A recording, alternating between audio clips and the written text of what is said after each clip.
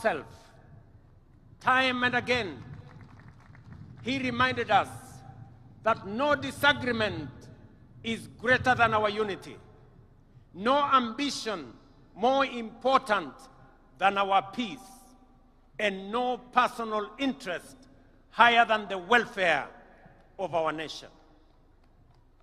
He famously declared that he would shake the hands of his rivals, whether he won or lost, because he loved Kenya more than he loved RAILA Amolo Odinga.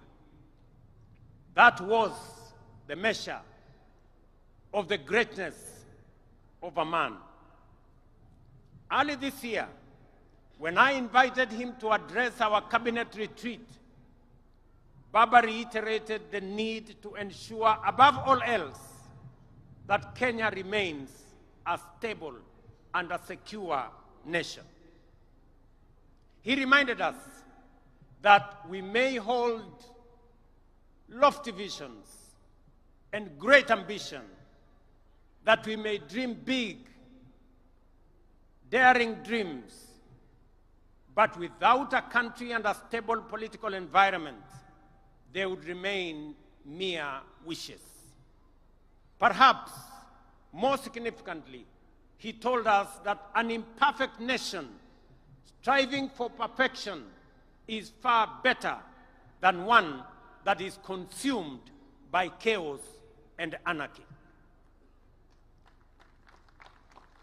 And he could readily point to countries in our region that were once stable, but later descended into turmoil and disorder, and decades on, they are yet to regain their stability.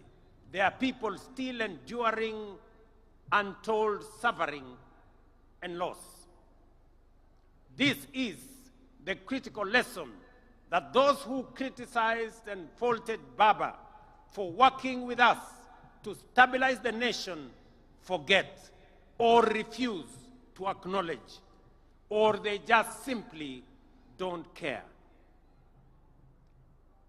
When some saw the opportunity to bring down their competitors, even if it meant bringing down the country, Baba chose the stability of Kenya. For Agwambo, the specter of a failed state was too grave to contemplate.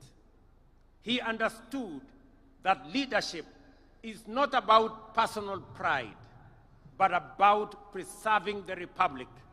Not about victory in politics, but about preserving the stability of the nation we love, Kenya. Second, fellow citizens, Raila's love for Kenya was deep, steadfast, and unconditional. He once told us that if he were to die and God asked him where he would wish to be born again, he would say without hesitation, "Take me back to Kenya." Such was the depth of his devotion to our beloved nation.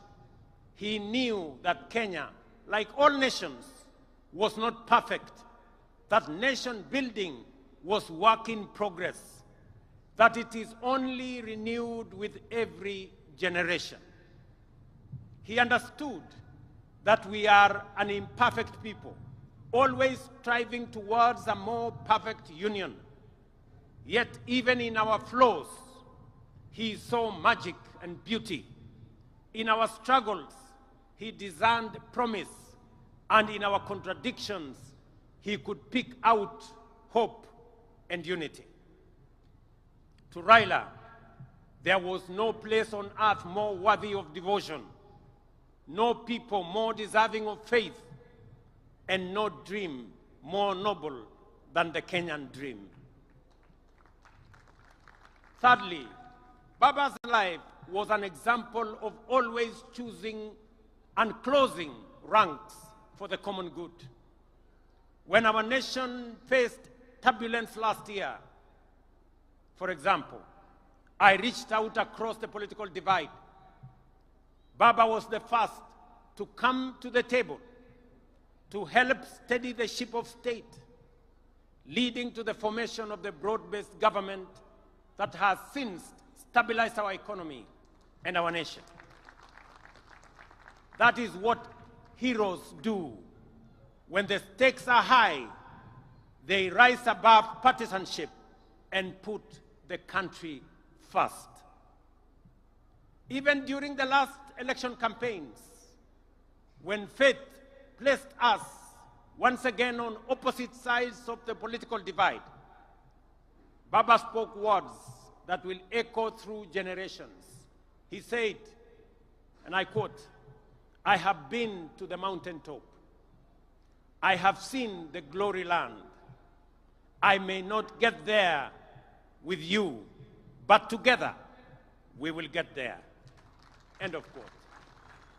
In those words lay the essence of his leadership: selfless, visionary, and anchored in faith that Kenya's destiny transcends any individual. He reminded us that collaboration, even with rivals, is not an act of political convenience, but a sacred pact with posterity. For Baba, it was never about him becoming president. It was about Kenya having a good president, and Kenya moving from a third world status to a first world status in a short time as possible, so that we, as a people and as a nation, can realize our true potential. The glory land that he saw at the mountaintop is the better, the greater, and the more perfect union for which we must now, on this Mashujaa Day, dedicate ourselves anew. Fourth, our former Prime Minister was a foremost preacher of national unity. He tirelessly reminded leaders and citizens alike that our overarching identity is not defined by tribe, region, or creed, but by the sacred bond of being Kenyan. He often urged us to think Kenya first, to let the idea of one nation under one flag rise above all else. And he lived by that creed. When in 2002, he stood before the nation and declared Kibaki Tosha, it was not because he was unaware of where President Kibaki came from. It was because he saw, beyond geography and ethnicity, he saw Kenya as one united nation under God.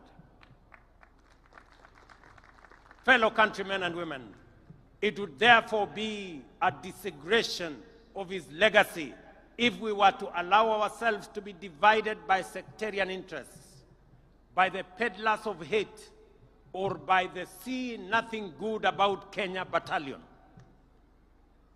The fifth lesson from Baba's life is one of unshakable faith in the future.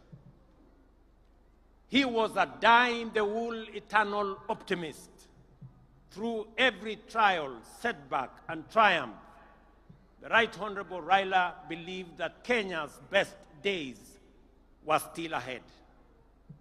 He endured prison, persecution, and political defeat, yet never surrendered to bitterness or gave in to hopelessness.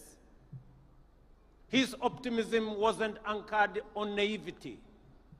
It was courage in motion.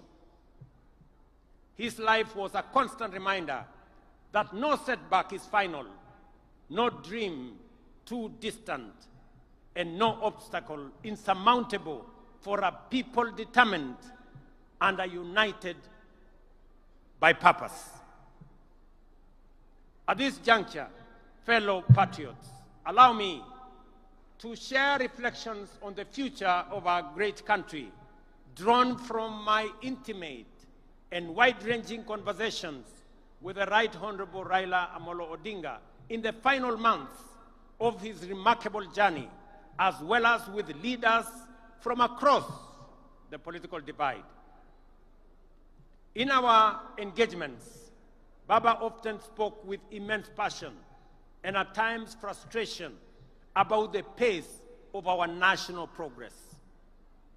He would often wonder why nations like South Korea, Singapore, or Malaysia, which were once at par with Kenya just a few decades ago, had leapt forward to first world status while we still grapple with the basics.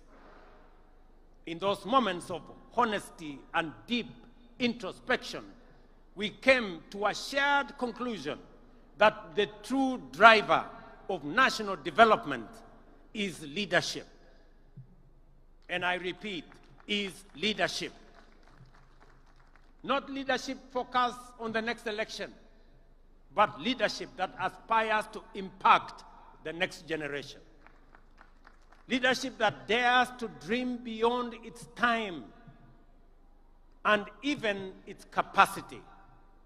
Leadership that is bold, visionary, and relentless in pursuit of the common good of our nation.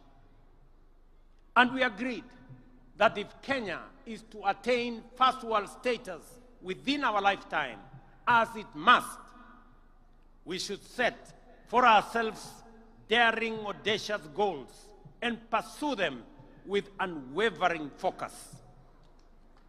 It is in this very conviction, ladies and gentlemen, that has guided my engagements with leaders and stakeholders from across the political divide. I have consulted with my former boss, the fourth President of Kenya, His Excellency Uhuru Kenyatta. I have held discussions with majority of members of parliament, and they are here. I have consulted with many governors and grassroots leaders from every corner of the nation. And I will continue to engage because Kenya's progress must never be a partisan pursuit. It is a national inclusive mission. Through these deliberations, I have arrived at a clear conclusion that although we have made commendable progress in stabilizing the nation over the last 3 years, the time has come to take the country to the next level. And to do so, we must act decisively on at least 3 national priorities. Our first priority is food security. We cannot speak of prosperity while spending over 500 billion shillings every year importing food into Kenya, including maize, importing wheat, rice, sugar, edible oil, among many. This is not just an economic burden to us. It is a threat to our sovereignty. A nation that cannot feed itself, ladies and gentlemen, is not a nation that can claim to be free or sovereign. The only viable path available for us towards this goal now, fellow citizens, is through the expansion of irrigation and the modernization of our agriculture. Rain-fed farming can no longer sustain our growing population or our aspirations. That is why we have now set an ambitious target to build at least 50 mega dams across Kenya and to bring at least 2 million acres under irrigation. Let me emphasize that this is not a far-fetched dream. It is a necessity that must be realized within the next decade.